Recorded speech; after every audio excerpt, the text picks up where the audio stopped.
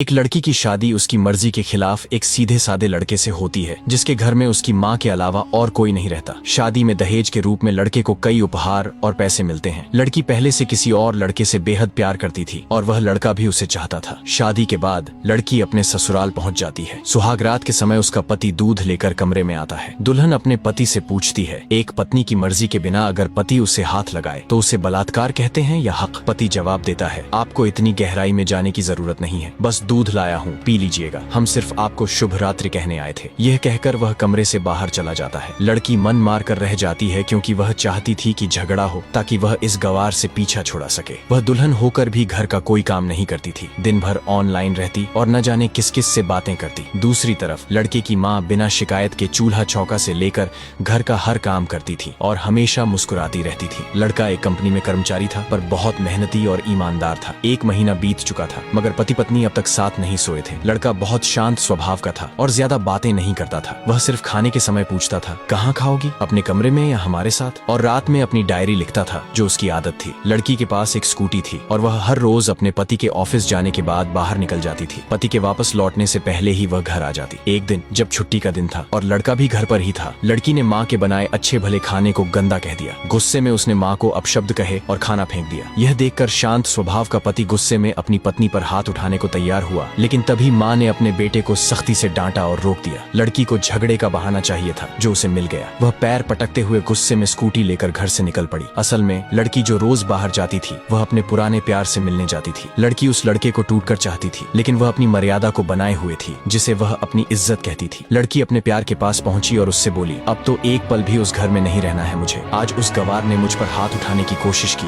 ये मुझे बर्दाश्त नहीं। लड़का बोला, मैं तो कब से कह रहा हूँ कि भाग चलो मेरे साथ कहीं दूर, मगर तुम हो कि हर बार टाल देती हो। लड़की ने जवाब दिया, शादी के दिन मैं आई थी तुम्हारे पास, तब तो तुमने खुद ही मुझे वापस भेज दिया था। लड़का कहने लगा, खाली हाथ भागकर कितना दूर जा सकती हो? मैंने कहा था कि कुछ पैसे और गहने साथ ले आना, तुम तो खाली हाथ ही आ गई थी। आखिर दूर किसी नई जगह पर जिंदगी नए सिरे से शुरू करने के लिए पैसे तो चाहिए ना? लड़की बोली, तुम्हारे और मेरे प्यार के बारे में जानकर मेरे घर वालों ने मेरे बैंक पासबुक, ATM और सारे गहने तक जब्त कर लिए थे। मैं तुम्हारे पास लाती भी क्या? हम दोनों मेहनत करके कमा भी तो सकते थे। लड़के ने तीखे स्वर में जवाब दिया, खाली हाथ भागते तो ये इश्क का भूत 2 दिन में उतर जाता, समझी? और जब भी तुम्हें छूने की कोशिश करता हूँ बस नखरे दिखाती हो, हर बार यही कहती हो। शादी के बाद? लड़की ने गंभीरता से कहा, हाँ, शादी के बाद ही अच्छा होता है ये सब। मैं आज भी एक कुंवारी लड़की हूँ। शादी के बाद भी आज तक उस गवार के साथ सो नहीं सकी क्योंकि मैं तुम्हें ही अपना पति मान चुकी हूँ। बस तुम्हारे नाम का सिंदूर लगाना बाकी है, वह लगा दो, फिर सब कुछ तुम्हारी मर्जी से होगा। लड़का मुस्कुराकर बोला, ठीक है, मैं तैयार हूँ, मगर इस बार कुछ पैसे जरूर साथ ले आना। ऐसा मत सोचना कि हम दौलत से प्यार करते हैं, हम सिर्फ तुमसे प्यार करते हैं। बस थोड़े पैसे किसी छोटे मोटे बिजनेस के लिए चाहिए। लड़की ने नाराजगी से कहा, उस गवार के पास पैसे कहाँ होंगे? मेरे बाप से 3 लाख रुपए ऊपर से मारुति कार भी ले चुका है। हाँ, कुछ गहने हैं, वही ले आऊंगी आज। यह कहकर लड़के ने लड़की को एक होटल का पता दिया और वहाँ मिलने का समय तय कर चला गया। लड़की घर आकर फिर से झगड़ा करने लगी मगर अफसोस वह अकेले ही चिल्लाती रही, उससे लड़ने वाला कोई नहीं था। रात 8 बजे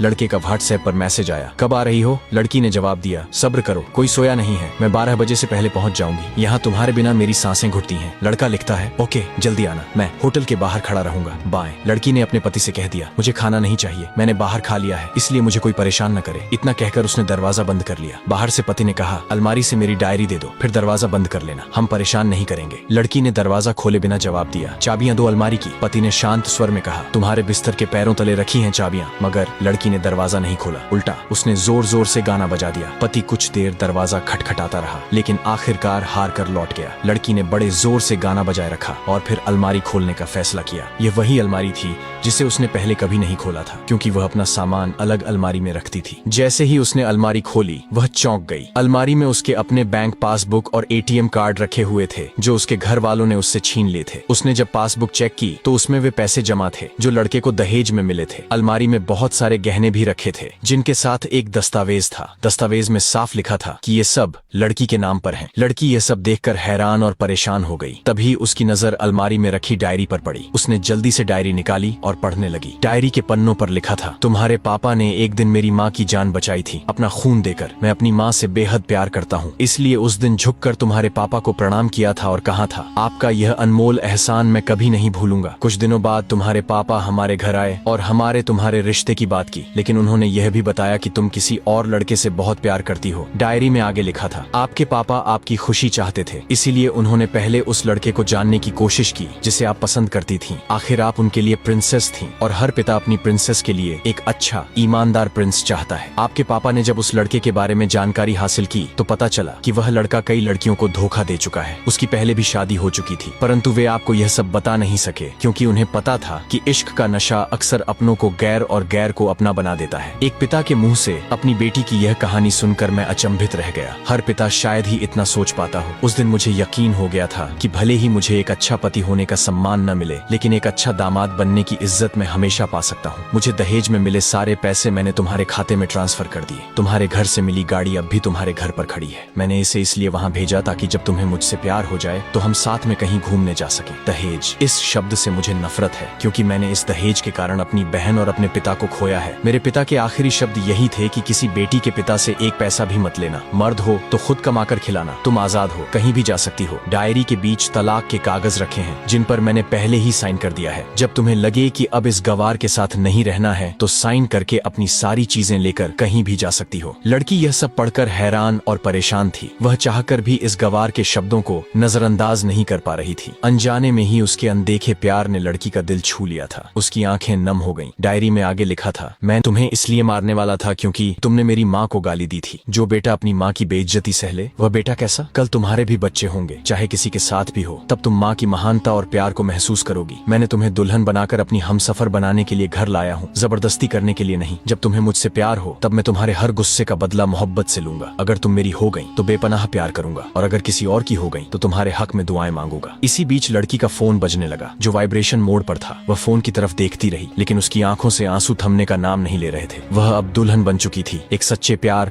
और समर्पण को महसूस करती हुई सिसकते हुए लड़की ने अपना मोबाइल उठाया और पहले सिम कार्ड को तोड़कर सारा सामान वैसे ही रखा जैसा था। न जाने कब उसकी आंखें बंद हो गईं, उसे पता ही नहीं चला। सुबह देर से उठी, तब तक उसका पति ऑफिस जा चुका था। उसने सबसे पहले नहा धोकर साड़ी पहनी, फिर अपनी मांग में लंबी और गहरी सिंदूर डाली। फिर उसने किचन में जाकर सास को कमरे में बुलाया और तैयार होने के लिए कहा। कुछ समझे बिना सासू माँ को अपने साथ स्कूटी पर बिठाकर थोड़े नमकीन, हलवे और चाय के साथ जबरदस्ती ले जाने लगी। सासू माँ को कुछ भी पता नहीं था कि बहू उन्हें कहाँ ले जा रही है, लेकिन वह चुपचाप बैठ गई। रास्ते में सासू माँ से पति के ऑफिस का पता पूछते हुए वो ऑफिस पहुँच जाती है। जब पति ने अपनी पत्नी को इस हालत में देखा तो वह हैरान रह जाता है। पति ने पूछा, सब ठीक तो है ना माँ? लेकिन माँ बोलने से पहले पत्नी गले लगाकर कहती है, अब सब ठीक है, I love you for ever. Office में खड़े सभी लोग ये दृश्य देख रहे थे तो दुल्हन कहती है, मैं इनकी धर्म पत्नी हूँ। अब 1 महीने तक मेरे पतिदेव ऑफिस में दिखाई नहीं देंगे। ऑफिस के लोग चौंक जाते हैं। दुल्हन ने कहा, क्योंकि हम लंबी छुट्टी पर जा रहे हैं साथ साथ। पति ने कहा, पागल। दुल्हन ने कहा, आपकी सादगी और भोलेपन ने मुझे ऐसा बनाया है। सभी लोग तालियां बजाते हैं और दुल्हन फिर से अपने गवार पति से लिपट जाती है। वह जानती है कि अब से वह कभी भी अपने पति से दूर नहीं होगी। बड़े कड़े फैसले होते हैं कभी कभी हमारे अपनों के, लेकिन हम समझ नहीं पाते